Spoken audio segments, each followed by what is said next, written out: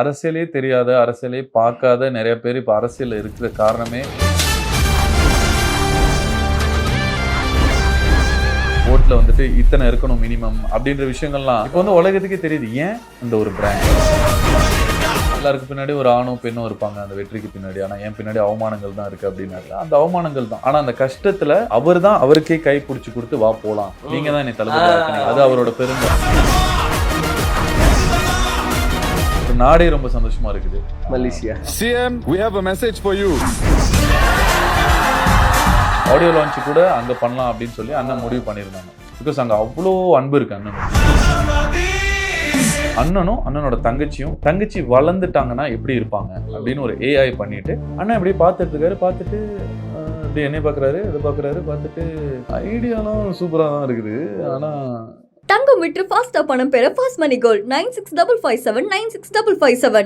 Every season begins with KBG Trips. Travel without stress. Think holidays. Think KBG Trips. Periyar Maniammai Institute of Science and Technology, Tanjavur. Civil engineering with specialization in GIS, remote sensing and more. திரையில இருந்து தரைக்கு வந்துடலாம். விஜய் சாரோட இந்த பயணம் follow பண்ணிட்டு இருப்பீங்க. Of course எப்படி போயிட்டு இருக்கு அரசியல் வாழ்க்கை? படம் பார்க்குற மாதிரியே இருக்கு ப்ரோ எங்களுக்கு நிஜமாவே. ஏன்னா படத்துல இன்னைக்கு நிறைய யங்ஸ்டர்ஸ் இந்த பார்லிமெண்டோட லைக் அந்த சட்டசபையோட வீடியோஸ் நிறைய பார்த்துட்டு இருக்காங்க. கரெக்ட் அதை கேட்க முடியுது. அரசியல் நாலேஜ் நிறைய அதிகமா வந்து சிம்பிளா சொல்லணும்னா அரசியலே தெரியாத, அரசியலே பார்க்காத நிறைய பேர் இப்ப அரசியல்ல இருக்கிற காரணமே விஜய் அண்ணா தான். கண்டிப்பா நிறைய யங்ஸ்டர்ஸ் வந்து இப்போ வந்து தெரிஞ்சுக்க விரும்புறாங்க என்ன நடக்குது நம்ம நாட்டுலன்னு. அந்த ஒரு அக்கறையில வர ஆரம்பிச்சிட்டாங்க. அதுக்கு அவர் ஒரு முன் உதாரணம்னு நான் நினைக்கிறேன். என்ன இதுல காமெடி என்னன்னா தமிழ்நாட்டுல மட்டும் கிடையாது, உலகம் முழுவதும் பார்க்க ஆரம்பிச்சிட்டாங்க. உண்மை. அதாவது அவங்களுடைய சொந்த நாட்டுடைய சட்டமே தெரியாது, என்ன நடக்குது பாலிடிக்ஸ் ஒண்ணுமே தெரியாது. ஆனா தமிழ்நாட்டோட சட்டம் வந்துட்டு இப்ப எல்லாருக்குமே தெரியும். இப்போ இடையில வந்துட்டு இந்த ஓட்ல வந்துட்டு இத்தனை இருக்கணும் மினிமம் அப்படின்ற விஷயங்கள்லாம் இப்போ உலகத்துக்கே தெரிஞ்சிருச்சு. இதுக்கு முன்னாடி தெரியாது. இப்போ வந்து உலகத்துக்கே தெரியுது. ஏன் அந்த ஒரு பிராண்ட் கரெக்ட் தளபதின்ற ஒரு பிராண்டு தான் வந்து இது எல்லாத்துக்குமே ஒரு காரணம்னு நான் நினைக்கிறேன்.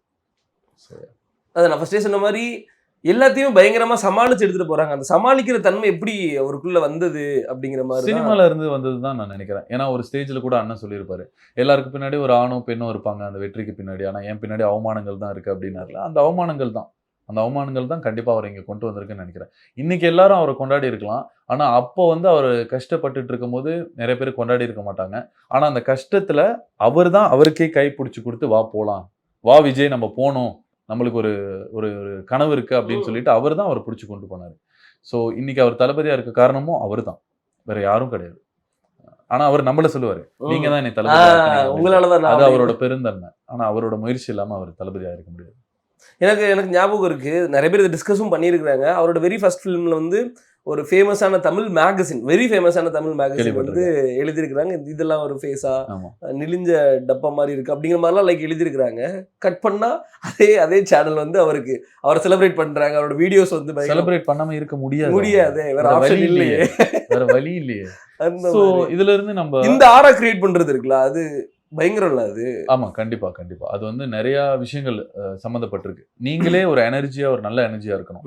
எந்த ஒரு ஆளை இறக்கிட்டு நம்ம மேல வரணும்ன்ற நோக்கம், அந்த நோக்கம் சரியா இருக்கணும். நோக்கம்லாம் தப்பா இருந்ததுன்னா இந்த ஓரெல்லாம் நடக்காது. இந்த ஸ்பிரிச்சுவல் விஷயங்கள்லாம் சொல்லுவாங்கல்ல, இவங்கெல்லாம் வந்து நம்ம பக்கத்துல உட்காரும் போதே அந்த ஓரா ஃபீல் பண்ணும். அவங்க ஒரு இடத்துக்கு செட்டுக்கு வரும்போதே அண்ணன் வராருன்னு நம்மளுக்கு தெரிஞ்சிடும். அந்த ஒரு ஃபீல் வரும். ஸோ இதெல்லாம் வந்து காசு கொடுத்தோ இல்லை வந்துட்டு ஒரு ட்ரைனிங் எடுத்தோ வர ஒரு விஷயம் கிடையாது. அது வந்து நேச்சுரலாக உங்களுக்குள்ளே இருக்கக்கூடிய ஒரு விஷயம். அது நான் அண்ணன்கிட்ட நான் நிறைய தடவை பார்த்துருக்கேன். ஸோ என்னை கேட்டிங்கன்னா நம்ம அண்ணனை எந்த இடத்துல வச்சுருக்கோமோ அவர் அதுக்கு தகுதியான ஒரு ஆள். உண்மை. சூப்பராக சொன்னீங்க. என்ன சொல்கிறாங்க வீட்டில், என்ன சொல்கிறாங்க ஃபேமிலி ஃப்ரெண்ட்ஸ் எல்லாம் என்ன சொல்கிறாங்க? எல்லோரும் ரொம்ப ஹாப்பி ப்ரோ. ஆக்சுவலாக ஒரு நாடே ரொம்ப சந்தோஷமா இருக்குது மலேசியா. ஆமா, ரொம்ப சந்தோஷப்படுறாங்க. எதிர்பார்க்கல, நான் எதிர்பார்க்கல. நான் என்ன நினைச்சிட்டு இருந்தேன்னா, ஓகே ஒரு நல்ல ரோல் இருக்கு, ஆனா இது எந்த அளவுக்கு போய் ரீச் ஆகும் மக்கள் மத்தியில அப்படின்னு நம்மளுக்கு தெரியல. ஏன்னா படம் வந்தா தானே தெரியும். ஏன்னா மக்களும் சில நேரத்துக்கு நம்மளை சர்ப்ரைஸ் பண்ணிடுவாங்க. திடீர்னு நான் சின்னதா இருந்தாலும் என்னை நோட்டீஸ் பண்ணி நல்லா பண்ணியிருக்கானேன்னு சொல்லுவாங்க. ஸோ அந்த மாதிரி என்னை சர்ப்ரைஸ் பண்ணிட்டாங்க. ஒரு மலேசியாவே என்னை சர்ப்ரைஸ் பண்ணிருச்சு. ரொம்ப பயங்கரமா கொண்டாடினாங்க. அது மட்டும் இல்லாம எங்களுடைய அந்த சினிமா அசோசியேஷன் இருக்குல்ல, எனக்கு வந்துட்டு லைக் எப்படி சொல்றது, ரொம்ப பெருமையா நினைக்கிறாங்க. ஏன்னா வந்து மலேசியால இருந்து ஒரு பிரதிநிதியா நீ போய் தமிழ் சினிமால அதுவும் இருக்கிறதுலேயே பெரிய படத்துல வந்து நடிச்சது வந்து ரொம்ப சந்தோஷப்படுறாங்க.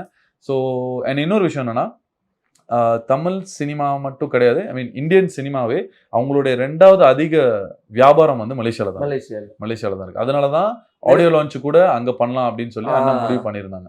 பிகாஸ் அங்க அவ்வளோ அன்பு இருக்கு அண்ணனுக்கு. எனக்கு தெரிஞ்சு அதிகமே அவர் தான். அண்ட் மலேசியால ஹையஸ்ட் கொலெக்ஷன் தமிழ் படம் டாப் 3 எடுத்துக்கிட்டாவே அண்ணன் படமா தான் இருக்கும். இப்ப போன வருஷம் கோட்டு தான், இது வரைக்கும் கோட்டு தான், இப்ப ஜனநாயகன் பீட் பண்ணணும்னு நான் நம்புறேன்.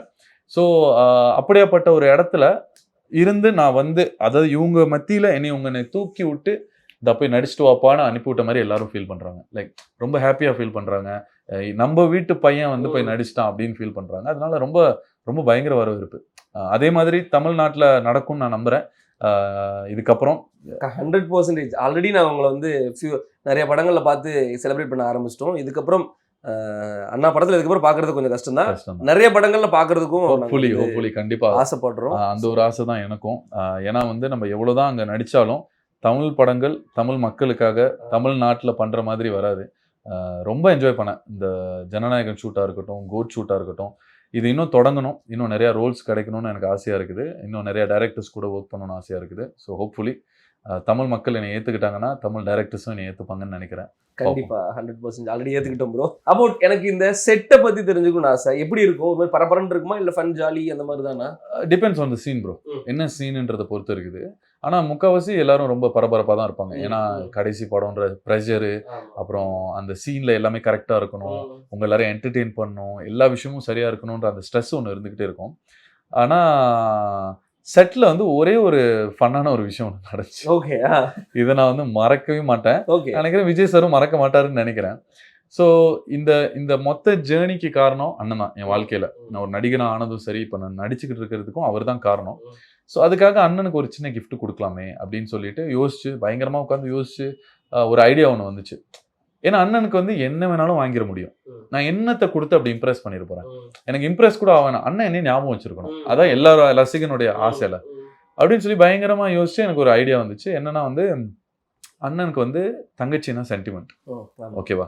ஸோ நான் வந்து எனக்கு தெரிஞ்ச ஒரு ஏஐ டிசைனர்கிட்ட சொல்லி அண்ணனும் அண்ணனோட தங்கச்சி வளர்ந்துட்டாங்கன்னா எப்படி இருப்பாங்க அப்படின்னு ஒரு ஏஐ பண்ணிட்டு, அண்ணனும் தங்கச்சியும் நிக்கிற மாதிரி 2 பேரும் ஒரு தங்கச்சி வந்து அண்ணனுக்கு வந்து ஒரு கத்தி வாள் எடுத்து இப்படி கையில கொடுத்துட்டு, புடவை வந்துட்டு டிவிகே கலர்ல, பின்னாடி 2 யானை நிக்கிற மாதிரி, மேல அண்ணன் இப்போ ஜெயிச்சுட்டு வா அப்படின்னு ஒரு ஃப்ரேம் ஒன்று ரெடி பண்ணேன்.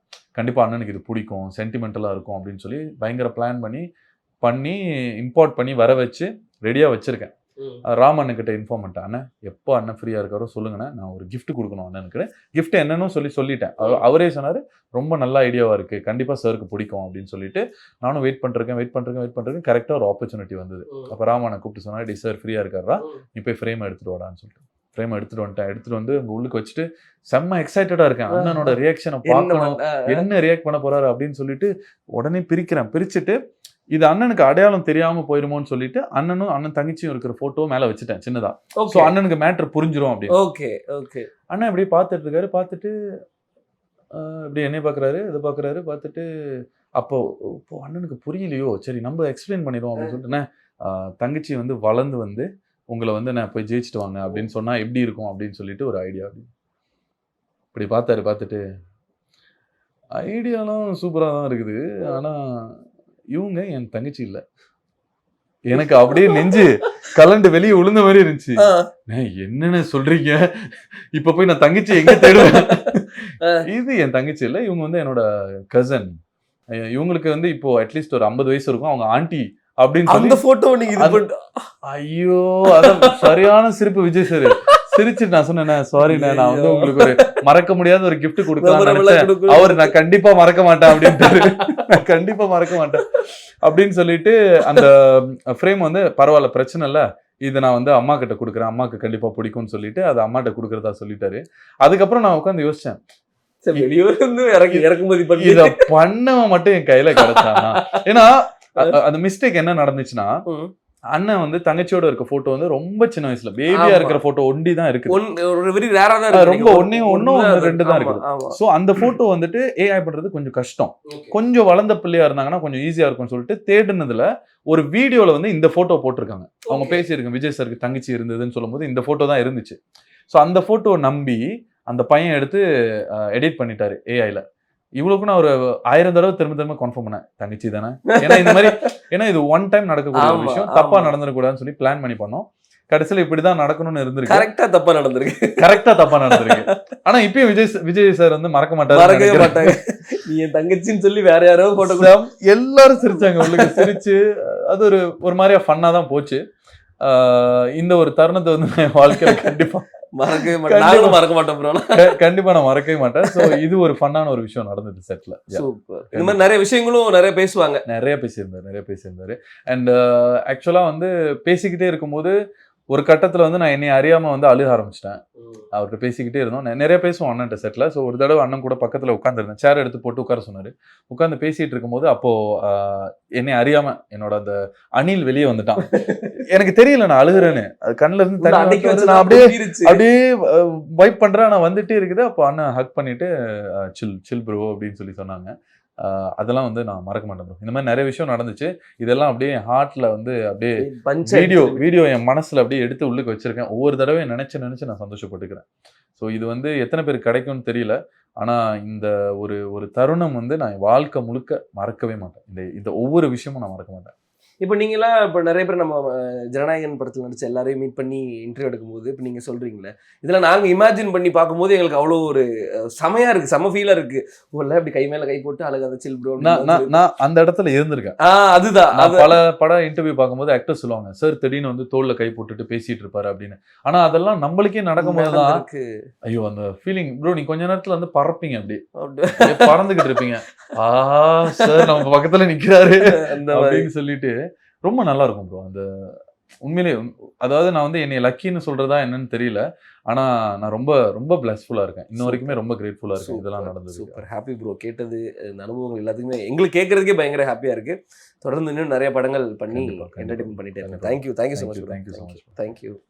தங்கம் விற்று ஃபாஸ்டா பணம் பெற fast money gold 9655 96557.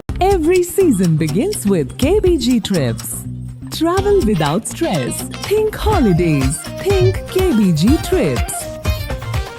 Periyar Maniammai Institute of Science and Technology, Tanjavur. Civil engineering with specialization in GIS, remote sensing and more.